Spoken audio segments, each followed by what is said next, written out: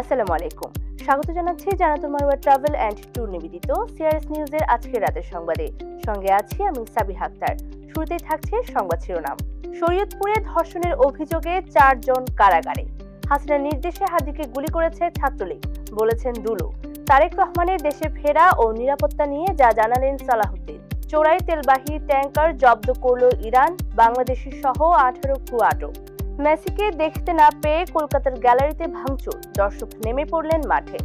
এতক্ষণ শুনছিলেন সংবাদ শিরোনাম, এবার থাকছে বিস্তারিত। শরীয়তপুরে এক নারীকে আটকে রেখে ধর্ষণের অভিযোগে 4 যুবককে গ্রেফতার করে আদালতে পাঠিয়েছে পুলিশ। ভুক্তভোগী থানায় লিখিত অভিযোগ ও পুলিশ সূত্রে জানা যায়, মঙ্গলবার রাতে এক ছেলে বন্ধুর সঙ্গে বাড়ি ফিরছিলেন ওই নারী। তারা দুজন বন বিভাগের সামনের সড়কে এলে তাদের গতিরোধ করে স্থানীয় কয়েক বখাটে যুবক। এক পর্যায়ে তাদের বন বিভাগের মধ্যে নির্জন স্থানে নিয়ে